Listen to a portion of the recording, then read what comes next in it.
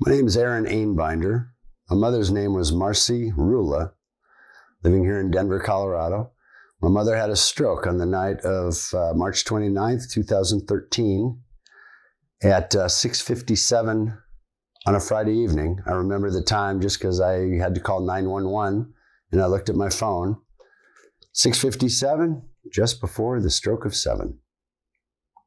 I wrote the book partially as an instructional for other solo full-time caregivers, not only how we did some things, but so that they would know they're not alone in it, and also to tell my story and my mother's story, because you can't separate one from the other.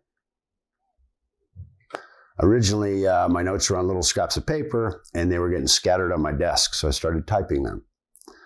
And over time, I found that nothing had been written, at least that I could find, about how do you do a solo full-time caregiving. Everything I read stated that the importance of having a caregiving team so that the primary caregiver doesn't get burned out. I didn't find anything on that. So I knew probably 4 or 5 months into this experience that I needed to write something to show how this is done, and so that some other caregiver can see they're not the only one that went through this. So part of the book is instructional, how to do this. And the other part is to tell my story and my mother's story. It was very, very unique.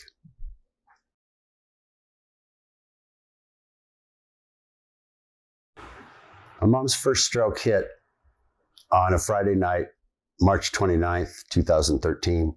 It was, I knew nothing about strokes or medical issues of this sort. Her heart threw a blood clot. And in the time that it took for the blood clot to go from her heart to her brain, the blood clot landed in the back left part of her brain. It's called the Wernicke's. It looks like Wernicke's center, which is where all of our words are stored. And it blew it up. And she ended up in a Swedish hospital in their stroke center for a month. And then I took her home. The Wernicke's center, I came to learn, is we have all of our words stored in neat little file folders inside of our head. And when that area of the brain gets damaged, it's like taking all of our organized words and throwing them on a conference table and then trying to make sense of the world around us, either what's said to us or how we express ourselves. So her words were it's called word salad. It's just lots and lots of disconnected words conveying no meaning. Very much like dementia. So once the brain, I've learned this over the years, once the brain's been assaulted by stroke, it's very weakened. And Mom had a lot of mini strokes over the years that I was taking care of her. And the dementia just kind of morphed into that. Trying to separate Wernicke's aphasia from dementia is like separating wet from water. You can't.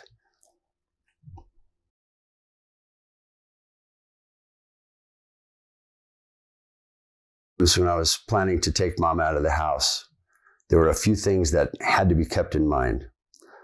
In order: when has she slept? When has she gone to the bathroom? And when has Mom eaten?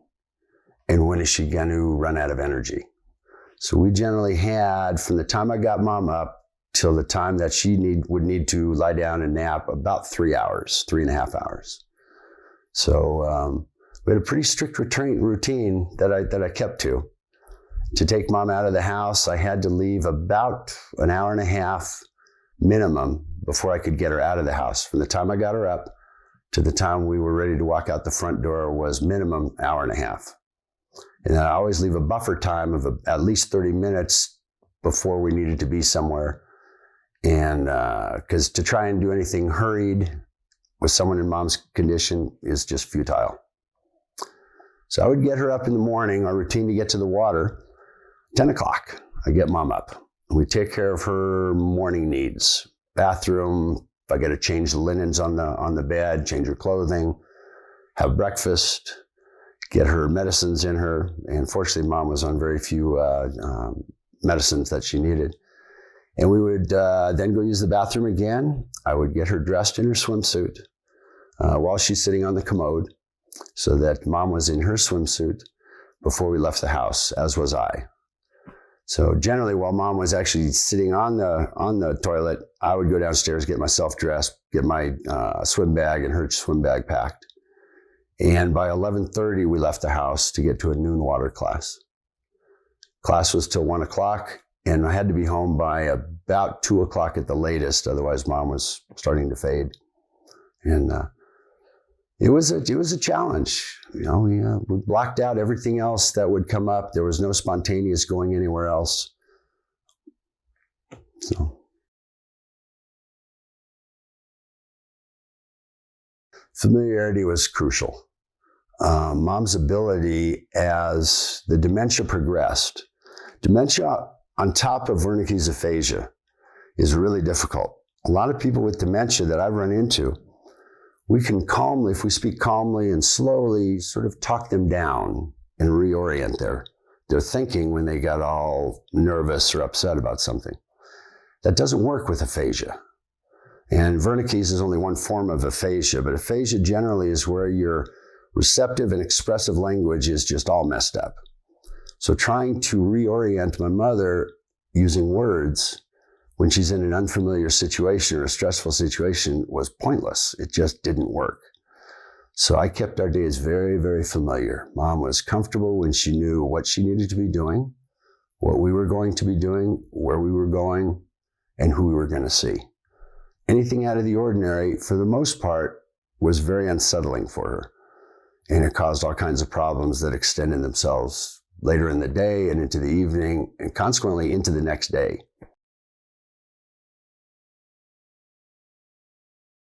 In case of emergency, one of the things about being solo full-time with Mom is that when we left the house, I suppose it could also pertain to being in the house, if, God forbid, something had happened, say a car wreck, and I was incapacitated, my mother had no way of communicating who she was, who I was, what her condition was, nothing.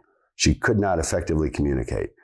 So I had all of our medical information, her medical information, power of attorney, medical directives, the will, everything, on a flash drive in a Ziploc baggie in my pocket. That was there all the time. And also in the bottom of my gym bag, and also a carry bag that I had with extra supplies that Mom might need. I had them printed out in an envelope in a plastic bag. I figured eventually a first responder would find what's in my pocket or in the bag. Also on the back of my driver's license, I had typed up in very small font, who am I, who's the woman with me, what's her condition, and who her doctor was. And that was taped onto the back of my driver's license at all times. And that was in my pocket always, even in the house. Because if something would have happened to me, say I had a heart attack or just something happened, eventually somebody would have come to the house. Mom had no way, of course, to know how to use a phone or call for help. But at least that same information would always be in my pocket so that somebody would know at least who Mom is and what her condition is. Yeah.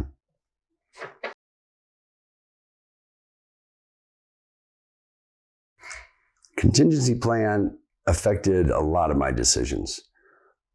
At the time, a contingency plan is, what if something happens to me? What's going to happen with Mom? I had nobody on the checking account. There was nobody that had legal authority to do anything. There was no successor agent for power of attorney. Unfortunately, I do not have a family member that would agree to do that. And I didn't know anyone personally that I could ask to take care of that. When all of your friends, pretty much all, have disappeared, there was nobody to ask. To say, hey, if something happens to me, will you be legal power of attorney just so Mom gets placed somewhere? Some contingency plan in case something happens to Aaron. Lacking that, the time did come where I found somebody that I paid to come into the house for a couple of 3 hours at a time, twice, sometimes 3 times a week. And I had a family member ask me, he said, Aaron, why don't you just drive up to the hills, go up to Evergreen, go up, get out of town for a few hours. And I told him I won't even leave the neighborhood. Because without a contingency plan, the further I drive, the higher the risk that something might happen. And I'm not going to leave Mom at home with the person I hired, or occasionally if Rose would come over to sit with Mom. I'm not going to leave somebody in that position not knowing what to do with my mother in case I get hurt or incapacitated. It was tough. It was tough. Big responsibility to watch everything I'm doing, keep the risk low, because what if something happens to me? You know, some city or state agency, I'm sure, would have stepped in eventually. But I would not leave you or anyone else I know in such a position. I wouldn't do it.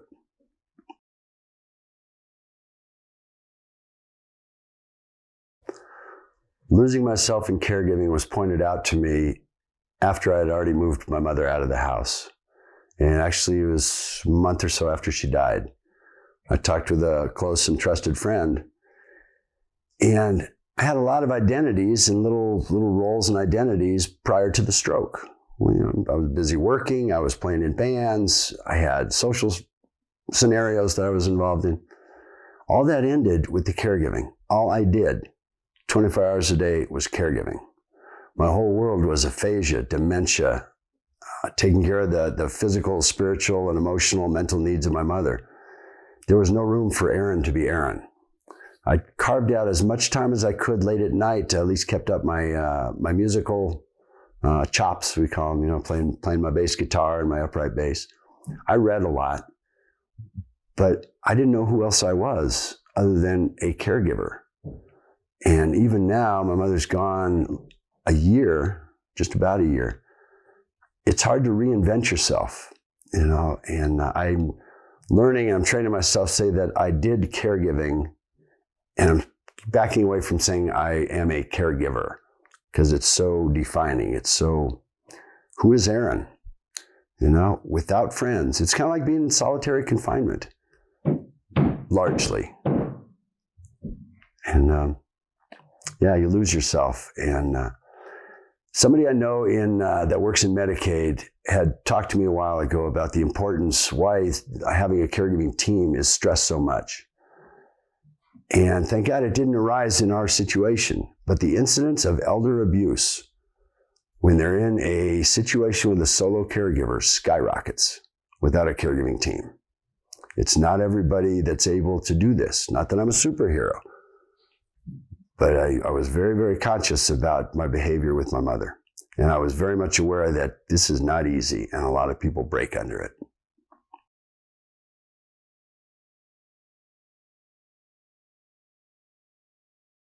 The decision to move Mom out of the house came to me very rapidly one night. We had come back from swimming, as usual, at the JCC. And I saw that Mom, something's just not right with her. She was not a happy camper. So we had some dinner. I put her back to bed that evening, and I still had that same gut feeling. Something's changed. And I went in to check on Mom after I'd put her to bed, and I saw that she's lying in bed with her eyes open, and just I could see fear and worry, and she was not happy. And I knew to myself, this is played out. This has got to end. My mother was so isolated. Unless we got out to the water at the JCC or went shopping or a doctor's appointment, my mother saw nobody, almost nobody. There was Rose and a couple other of her friends that would stop over on occasion. But my core gut belief over all these years was that my mother deserved to live and die in her own home.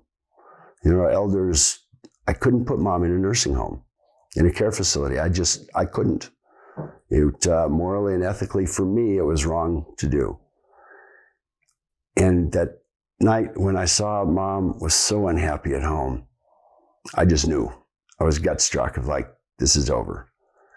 So I emailed, and I write about it in the book. I emailed a social worker I'd come to have some contact with through my mother's doctor's office. And the next morning I called him back or wrote him back and said, this is over.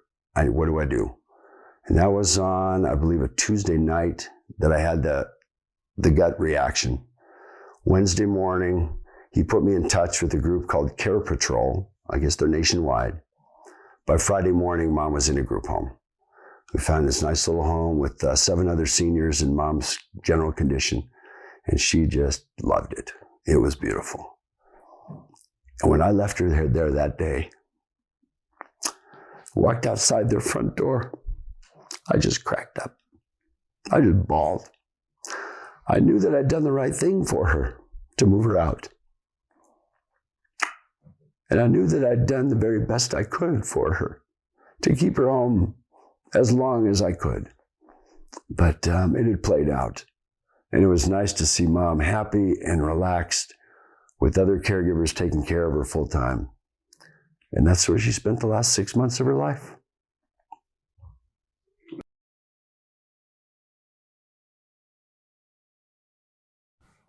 My sleep issues are really messed up. Prior to this, I had no problem at all with my sleep. My mother's bedroom was right above mine. She was in the house, it's my house now, that I grew up in, and a split-level house. I had my mother's bedroom wired while she was still in the hospital the first time. I did a lot of changes around the house, and I wired her bedroom up for audio and video. So I had a speaker down in my room, and I always had, I called it my little leash. It was a little audio or video monitor, always in my hand and next to my bed at night, so that I could hear and see if Mom needed something.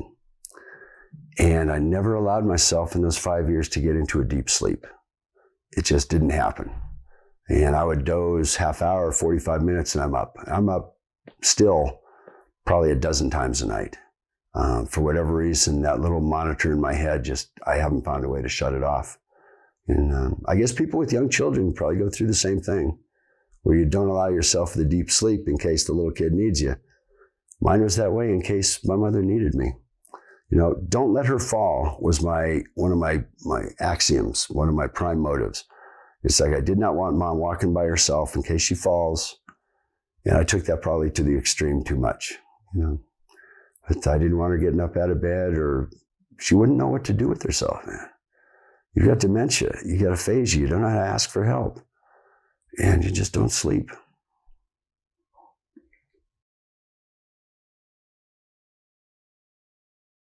I'm glad that you asked about the fun times, because it was not all real heavy. I learned to crochet.